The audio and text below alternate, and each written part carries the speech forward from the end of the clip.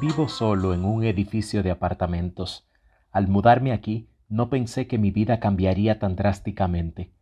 Nunca, ni por un instante, imaginé los trastornos que iban a producirse en mi existencia de un modo vertiginoso e inconcebible. Empezaré por decir que en los primeros días lo que más echaba de menos era mi antigua placidez, el armonioso sistema de la casa que habitaba.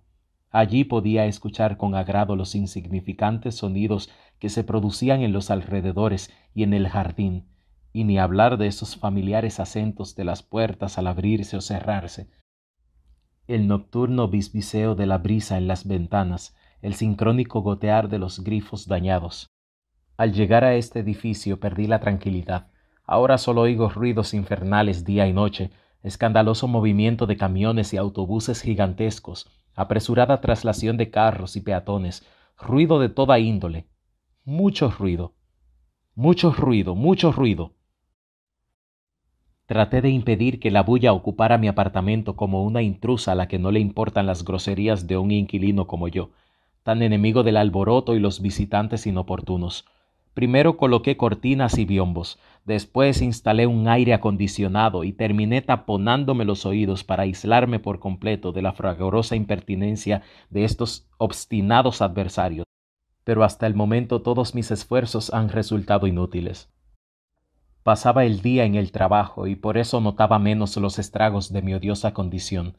Al regresar a casa en la tarde, empezaba a sufrir las consecuencias del ruido que iba apagándose a medida que las horas transcurrían, mientras yo, afanado en prepararme la cena o fregar unos platos sucios del día anterior, intentaba ignorarlo con los tapones debidamente colocados en los oídos.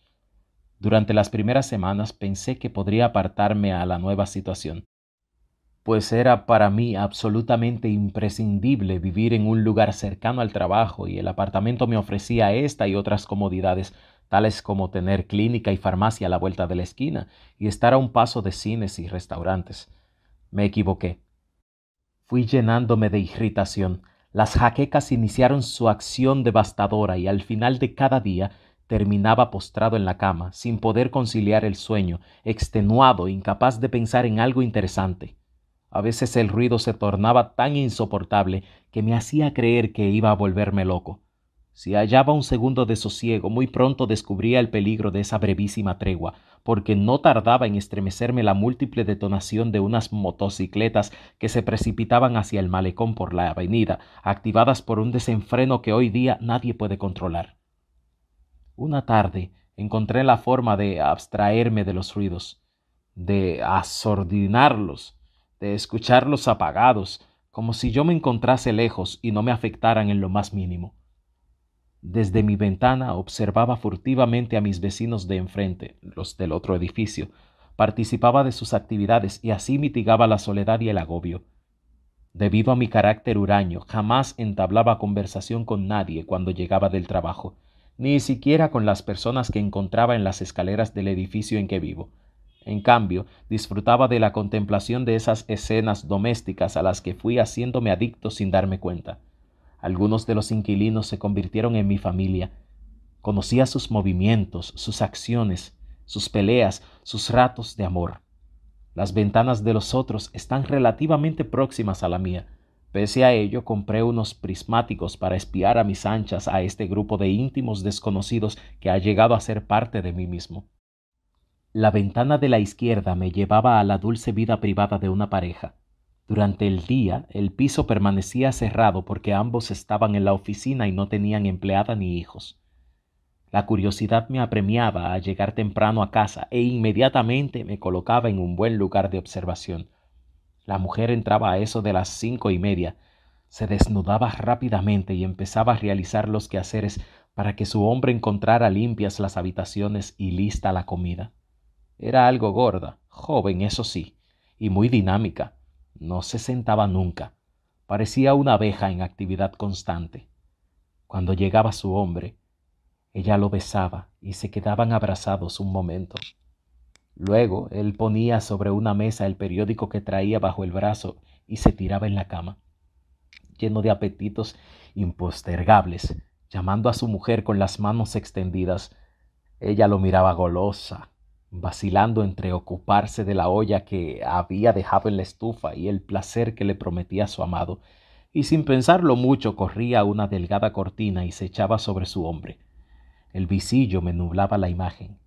A prima noche y con las luces sin encender, aún era muy poco lo que podía ver a través del fino velo que la mujer interponía entre ellos y yo. Me complacía el movimiento de aquellos cuerpos en íntima comunicación, aquella alegre fiesta de la carne sudorosa y tensa, adivinada más que efectivamente vista desde mi puesto de mira. La ventana de al lado descubría el mundo de una mujer solitaria, en cierto modo única, un tanto exótica en su apariencia física. Las paredes de su habitación estaban decoradas con dibujos insólitos, formas retorcidas y lascivas que simulaban un universo vegetal que la mujer había creado con sus propias manos. La pintora daba la impresión de estar sumergida en una espesa selva de colores y líneas, en las que ella, ante un caballete, se ponía a trabajar sin descanso. A veces desaparecía de mi vista y reaparecía más tarde con un jarrito que se llevaba a los labios entre un trazo y otro. Muy tarde, en la noche, apagaba la luz y el cuarto en penumbras se poblaba de vegetales móviles que despertaban de su letargo e iniciaban una ardiente danza alrededor de la cama de esta artista angulosa, desaliñada, de pelo claro y nariz imperativa, que no cesaba de fumar cuando trabajaba en sus pinturas. Sí, parecía que era la única forma de evitar que los ruidos me enloquecieran. Al espiar a los vecinos del edificio de al lado, me alejaba del mundo, me introducía en el alma de los otros, como en la niebla de un sueño en el que todo es realidad y mentira al mismo tiempo. Podía incluso suponer sus acciones cuando no los veía, si habían ido al baño o salido a la esquina a comprar un periódico. Ya calculaba con bastante precisión cuándo volverían, en qué momento encenderían o apagarían la luz, a qué hora comerían, pero también es rigurosamente cierto que a veces me descubría en la cama, todavía con la ropa puesta, como si despertara de un letargo de días. Entonces pensaba que aquellas curiosas escenas no eran más que un extraño sueño, un modo de acomodarme a la nueva realidad. El viejo vivía en otro de los apartamentos y todas las noches se ponía a trabajar, después que empezaban a encenderse las luces en el resto del edificio. El viejo no recibía visitas y era el más tranquilo de los inquilinos en asuntos de hábitos. Se levantaba temprano, mucho antes que yo, que ya no tenía horas fijas para espiar a la gente. Hacía su cama, se lavaba, se afeitaba, ordenaba cuidadosamente el cuarto y luego preparaba el café y se sentaba en una mecedora a leer el diario. Se marchaba a las 7 de la mañana cada día y no regresaba hasta las 6 o 7 de la noche, reflejando fatiga, preocupación, deseos de descansar. En lugar de acostarse, encendía una lámpara y sentado a la mesa empezaba a escribir con un lápiz amarillo. El conjunto más desagradable lo formaban un hombre, su mujer y un niño de aproximadamente 3 años que ponía la casa patas arriba y llevaba a su madre al borde de la histeria. Era la única que no salía de su vivienda en todo el día, dedicándose al cuidado del inquieto hijo. Tenía que alimentarlo, bañarlo y entretenerlo. El televisor no era suficiente para completar las extenuantes pantomimas que la madre ejecutaba para divertir al niño y aliviar los efectos del encierro. En la noche llegaba el hombre, casi siempre a pelear con la mujer o a entregarse a la bebida, sentado en un sillón negro en el que oía la radio, sordo a los reclamos del niño. Este me descubrió espiándolos en una ocasión y les dijo a sus padres: no necesitaba estar allí para saber lo que decía, me bastaba ver su expresión de sorpresa, su mano señalándome insistentemente, que había un hombre del otro lado mirándolos desde la ventana. Sentí frío, temor de que me descubrieran y llamaran a la policía. Me oculté detrás de la pared y después que pasó el peligro reaparecí cauteloso. Mis vecinos habían cerrado la ventana en señal de disgusto. Desde entonces, solo a medias tenía acceso a ese apartamento, porque el hombre colocó una tabla que me impedía observar todo lo que ocurría allí. Únicamente veía cabezas, mitades de cuadros, la antena del televisor. Al niño nunca. Por último, podía seguir los movimientos de un hombre que vivía solo en el extremo derecho del edificio. Pasaba horas haciendo ejercicios con pesas en un ritual parsimonioso que no alteraba nunca. Cada día, a la misma hora, el hombre aparecía en la ventana y comenzaba a flexionar los músculos con pesas de distintos tamaños. Su cuerpo transpiraba mucho. Desde lejos parecía estar tomando un baño turco. En los días de calor yo pensaba que aquel gimnasta iba a derretirse en medio del esfuerzo. Hasta este momento no he dicho lo más importante de mi experiencia de mirón. Mirar se convirtió en un vicio irresistible. Cuando no estaba brechando, el ruido volvía a apoderarse del apartamento y yo regresaba a mi anterior estado de desesperación. Mi capacidad de trabajo había caído a unos niveles tan bajos que mi jefe, después de amonestarme en varias oportunidades, me comunicó que la compañía había decidido despedirme por conveniencia del servicio. Me entregó un cheque y me dijo que podía marcharme enseguida si así lo deseaba, que me fuera a descansar. Yo recibí el papel con un gesto impasible. El dinero de la liquidación me daría para vivir un tiempo, pero yo no tenía intenciones de buscar nuevo trabajo ni abandonar mi apartamento como no fuera para proveerme de lo necesario. Mi obsesión permanente eran los otros, mis vecinos. Sentía la necesidad de penetrar más en sus vidas, compartir de cerca su intimidad, suplantarlos en sus acciones, modificar sus defectos, entablar con ellos un diálogo permanente que hiciera menos salvaje mi soledad. Contar la forma en que conseguí la llave maestra del edificio vecino podría resultar increíble, pero lo cierto es que para llegar al interior de esos apartamentos sin forzar las cerraduras, tenía que hacerme de esa llave a como diera lugar. El conserje resultó ser un viejo demasiado campechano y yo supe, con poco esfuerzo, ganar su amistad. Me acerqué a él con pretextos inocentes, preguntándole los nombres de mis víctimas. ¿Debería llamarlas así? Diciéndole que era vendedor de enciclopedias. Un día le regalé un paquete de cigarros y mostró gran alegría, porque lo había tomado en cuenta. Así dijo, le demostraba afecto, cosa muy rara en estos tiempos. Después hice lo que me dio la gana. Nos poníamos a jugar a las cartas en su habitación y bebíamos aguardiente. Su debilidad por el alcohol hizo más fácil mi trabajo. Aprovechando que dormitaba, una tarde le robé la llave y corrí a sacarle copia. Pude incluso devolvérsela sin que se percatara. Mis entradas y salidas ya no despertaban sospechas. Era amigo del conserje y mi trabajo no podía ser más positivo, llevar la cultura a los demás. La primera vez que entré a uno de los apartamentos lo hice con extrema precaución. Decidí visitar el de la pareja cuando se encontraran fuera. Así pude formarme una clara idea de lo que tenía: la disposición de los muebles, la intensidad del ruido y de la luz en aquel mundo íntimo que yo invadía en secreto. Otro día aproveché la ausencia de la pintora y fui a su estudio. Quedé impresionado con los dibujos de las paredes. Me senté en un sillón y pasé un buen rato mirando cómo las formas cambiaban o parecían moverse ante mis ojos. El apartamento estaba lleno de cuadros. Un olor a pintura, aguarrás y colillas encarecía la atmósfera. En el caballete, cubierto por un paño, había un cuadro. La curiosidad me llevó hasta el centro de la habitación. Recibí un fuerte impacto al encontrar mi propio retrato esbozado en la tela. Era yo, de pie junto a la ventana, mirando fijamente hacia alguna parte, con una expresión confusa y melancólica y los ojos extraviados, como los ojos de un ciego que no mira a ninguna parte. Sentí realmente miedo. No sabría explicar por qué, pero tenía la sensación de haber sido descubierto por la pintora desde el principio. Sin embargo, no recordaba que ella hubiese mirado hacia mi apartamento.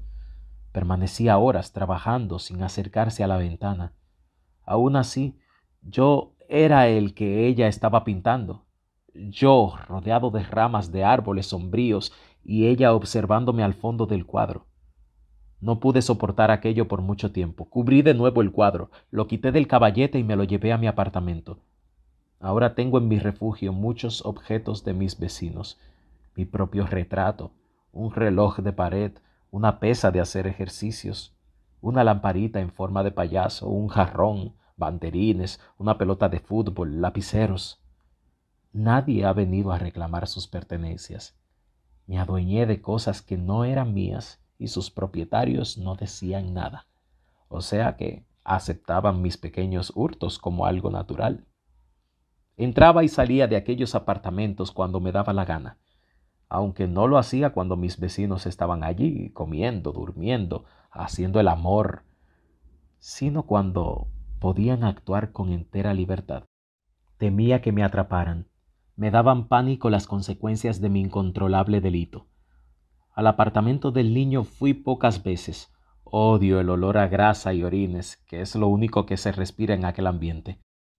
El del gimnasta no me gustó. No había más que pesas, bicicletas estacionarias y otros artefactos deplorables. Aparte de que el tipo casi me descubre una mañana en que había olvidado algo y regresó a buscarlo.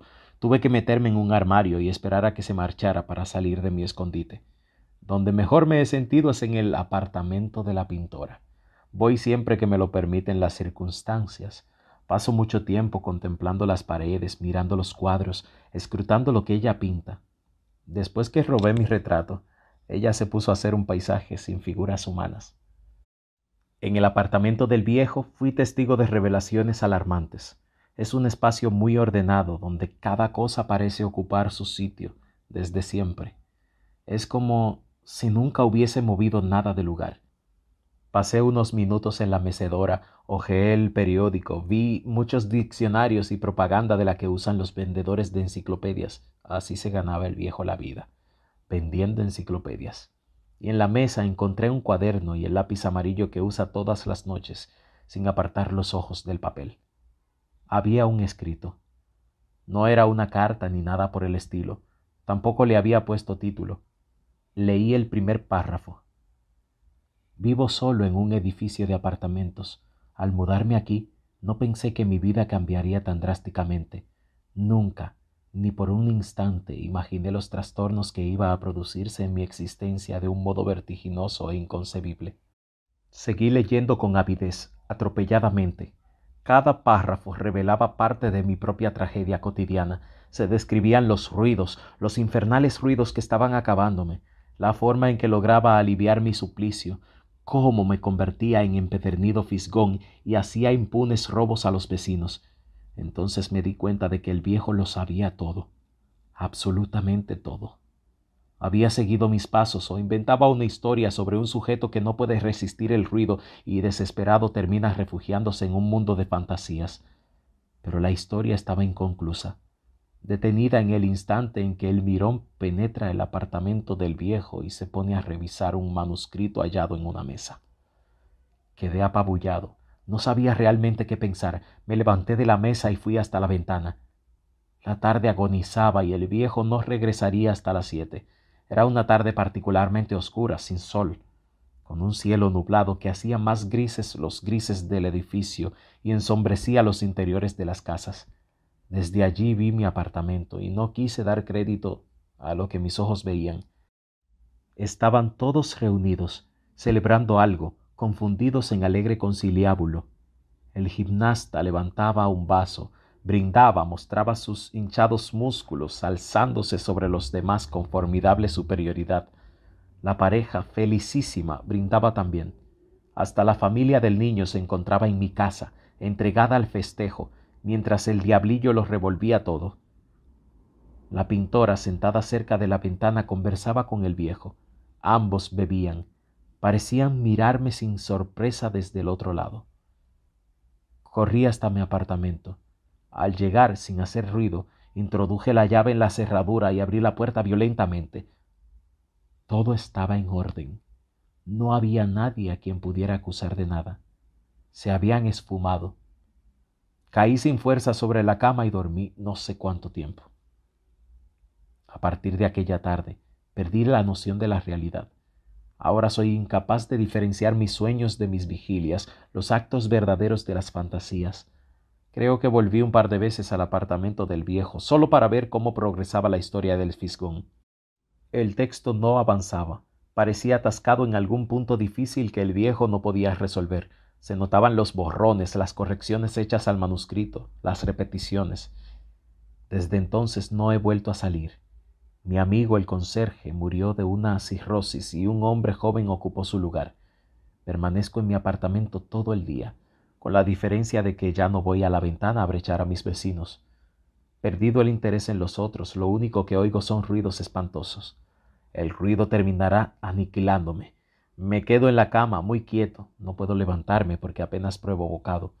Soñando, imaginando cosas imposibles. Me pregunto si el viejo habrá concluido la historia del Mirón. Lo único que recuerdo haber leído en su cuaderno era una reiteración. La historia se enroscaba como una serpiente, se mordía la cola, volvía casi al principio con estas palabras. Ahora solo oigo ruidos infernales día y noche, escandaloso movimiento de camiones y autobuses gigantescos, apresurada traslación de carros y peatones, ruido de toda índole, mucho ruido, mucho ruido, mucho ruido.